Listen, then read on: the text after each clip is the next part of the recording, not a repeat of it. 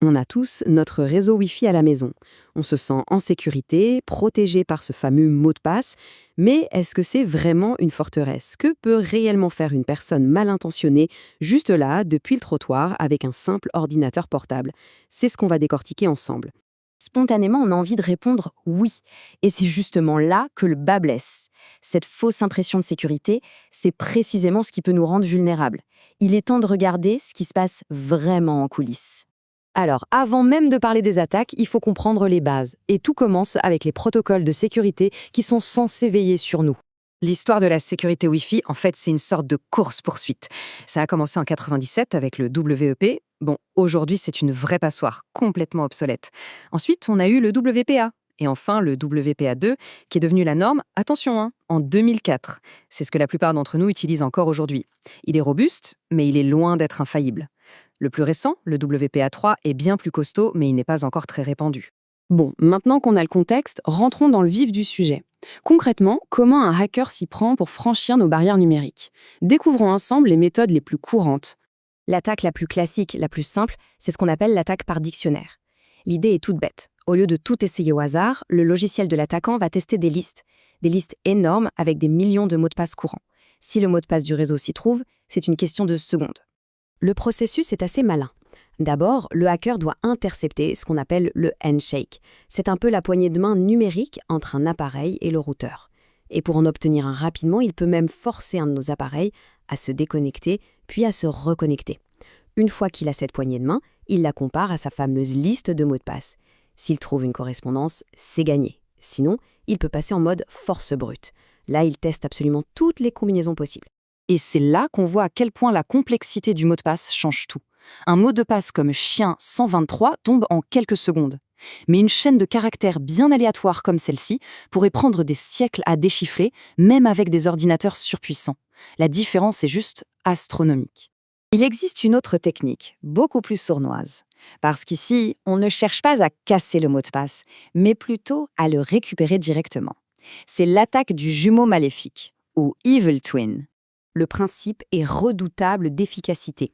Le hacker crée un réseau Wi-Fi avec exactement le même nom que le réseau légitime, mais avec un signal plus puissant.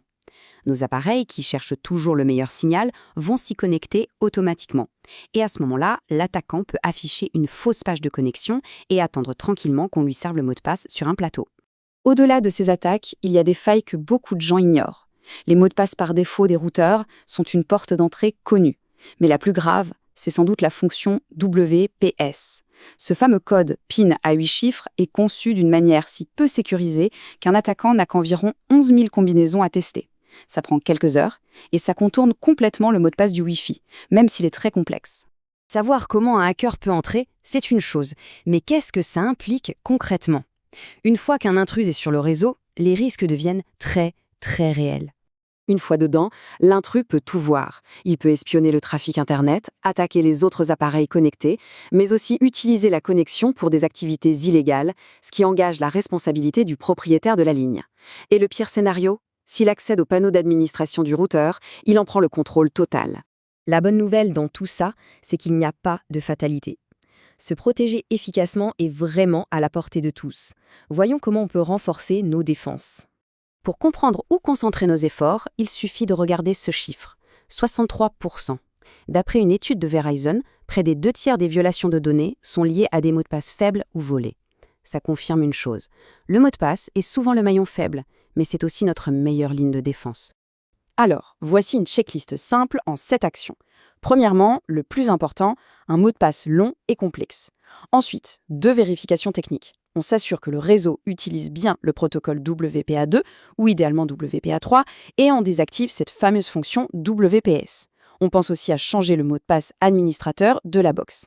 Enfin, 3 gestes d'hygiène numérique. On met à jour le routeur, on utilise le réseau invité pour les visiteurs et on jette un œil de temps en temps à la liste des appareils connectés.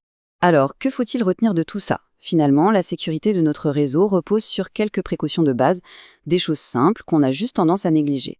Cette citation résume tout. On n'a pas besoin d'être invulnérable, il faut juste être une cible plus difficile que la personne d'à côté. La plupart des hackers cherchent les proies faciles.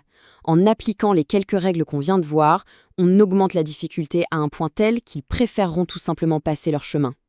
La sécurité absolue n'existe pas, mais être une cible difficile, ça c'est vraiment à la portée de tous.